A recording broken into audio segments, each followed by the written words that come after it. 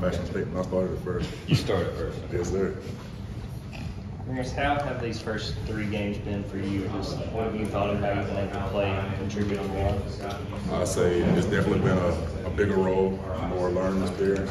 You know, like with helping my great teammates, you know, just pushing me, just like telling me to go out there, have no worries, you know, just like providing me to play good, you know, contribute to the team. What's been the biggest adjustment for you playing the role you have?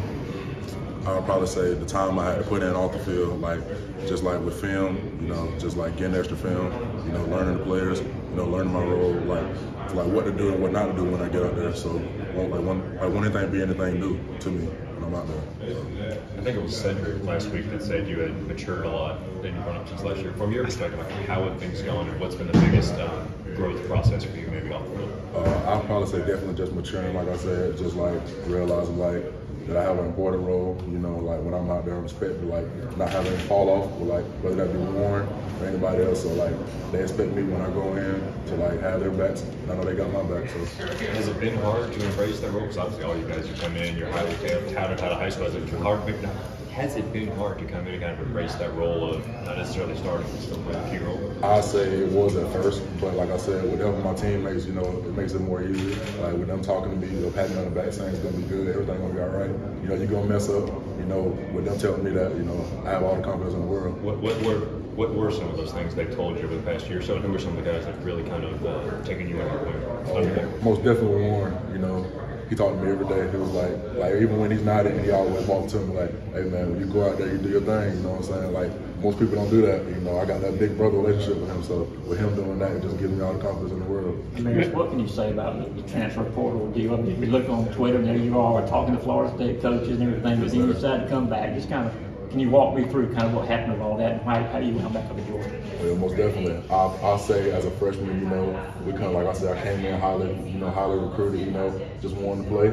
But I say like I matured mentally, you know, from freshman to sophomore year, and I realized like going to the portal wasn't the best idea for me. So by coming back my sophomore year, I felt like Georgia's the best place for me, like developing me. And right now, I mean. What did you hear from teammates and coaches when they found out you were doing that? I mean, you had to surprise a good bit of people. Yes, sir.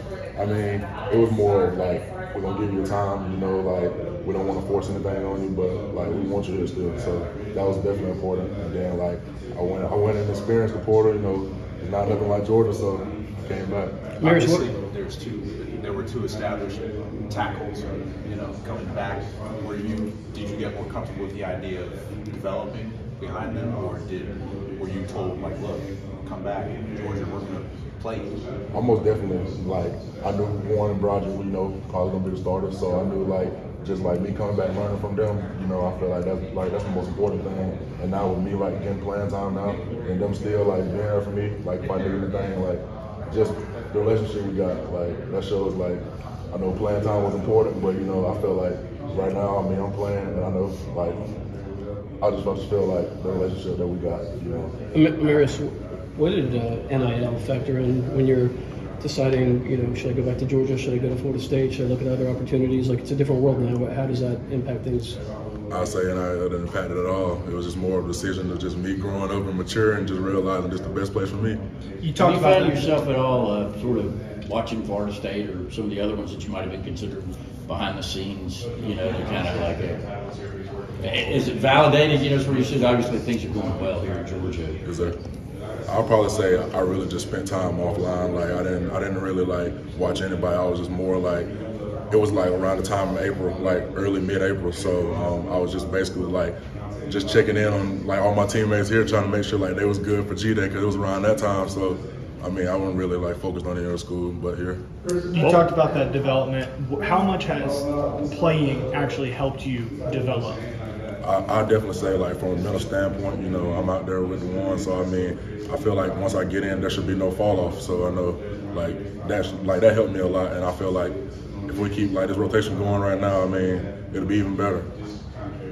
What was the hardest part about that time you spent in the portal, just as far as when you were making a decision?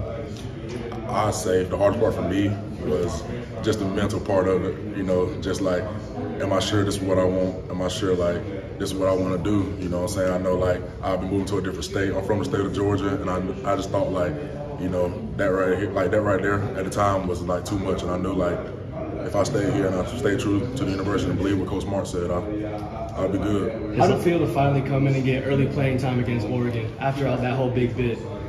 I say it felt good, you know. I mean, I feel like Coach Smart, he trusted me. He trusted I was going to go out and do the right thing. And like I said, with helping my teammates, you know what I'm saying? Like, with them telling me, like, hey, man, you got it. Just go out there and do what you can do. I had all the confidence in the world, you know. You mentioned Warren McClendon. Can you tell me what kind of a block of granite is that guy? Because obviously you're bigger than Warren is, but they talk about from a technical standpoint that he plays so well. What have you learned about from Warren and about Warren? I say Warren is the most technical sound offensive tackle I ever met in my life. Like, I learned so much from him. Like you say, I may be bigger than him, but you know, I watch his game more than like anybody ever know. Like, I watch him. I ask him for tips. Like, what can I do to get better? We'll sit down in the film room together. We'll go over everything, like from pass sets to run blocking. Like, I model my game after him more. So I say, like, with him, like being there, that big brother role, you know, he just taking me on his wing, showing me like, this is what we do, this is how you do it, you know, this is what you can get better. You know, we just have a relationship, so that's a good thing. Going back to your days in Bleckley County, what did you learn from Coach Lassiter under him in 4 years there? I learned a lot. Just like, I'll probably say from early workouts to practicing hard, whether that be like we was outside, like here we got an indoor, but just learn to practice hard, play hard, and that carried here. I mean, whenever I came here, you know, I mean, I really like. I'll say I wasn't surprised when I got here. That prepared me. Did you know Warren at all in high school? Did you guys at Blakely? I actually did. Me and Warren had the same O-line coach.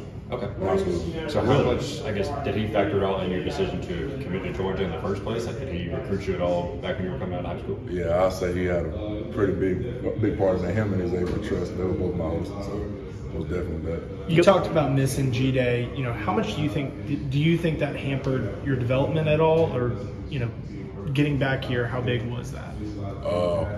I would say that in ways it did, but I just feel like during that time, like I wasn't sure what I wanted, so I felt like I needed that time just to like make sure like this is what I wanted to do. And now I look back when I missed the G-Day game, but right now I'm in a better place, and, you know. What can you say about what this offense is doing so far this year? I feel like there's always room for improvement. I know right now we're doing pretty good, you know. So, I mean, as long as we just keep getting better each week, you know, we can sky's the limit for the offense. You kind of hit on it already, but 5 months after you've made that decision to come back, just how happy are you with your decision to stay? I'm excited, man. You know, when I came back, I wasn't sure, like, if I was going to play or not. But, you know, now, like, with me actually getting meaningful snaps and I'm in the lineup early, you know, I'd probably say the hard work I put in from April since I got back to now, I mean, I see it and go unnoticed. Amarius, you're a big guy and you put on some pads and a uniform. How hot does it get out there? And I know it wasn't as hot in Columbia this week as it could have been, but Yes, sir. and I know you guys had AC at the locker room. I mean, does it get really hot on a game day for you? I feel like hot is like mental stage, you know. I feel like I feel like our practice is hotter than the games, and I feel like our practices are harder than the games, you know what I'm saying? Like, because Monday through Thursday we're grinding, you know what I'm saying? Like, Coach Mark put us in the best situation for games, you know what I'm saying? So, like, I feel like as long as we, like, abide by what he's doing, you know, we'll go by, like, the practice, I feel like we'll be good in the games, you know? That may be the key to it? You said the practices are harder than the games around here? Oh yeah, most definitely. I say like our Tuesday, Wednesday practices are tough. Like, he puts us in a hard environment for a reason. So like in the game, it won't be as hard for us. So. When you talk about the offense clicking, what stands out to you about how y'all play through 3 games? And what's I mean, it seems like kind of everything is working at this point, but is it about being so versatile and that y'all can do so much? I say like what y'all don't see is the connection that we have with each other. Like, we just love each other, you know. Like, I mean, y'all see us fist bumping each other on the field and stuff, but like y'all don't see when we're in the locker room. Like, we love on each other. Like, we guys, like, we love each other. Like, I just feel like, say for instance, like, I'm on the field, like, I know Warren got my back. I know, like, if I do something wrong, he gonna get on me because it's like, that's what I want him to do. And like, I just feel like that connection we have with each other, it like goes a long way on the field and off the field. Can you talk a little bit about your relationship with Darnell Washington? I know he's one of our most physical blocking tight ends. You're a great blocking offensive lineman. Do y'all like share tips and stuff like that? Oh yeah, that's my boys. You know, me and Darnell were roommates last year, so you know we talked a lot. We watched film together. You know, I played beside him a lot, so like I'll probably say the communication we have on the field is elite.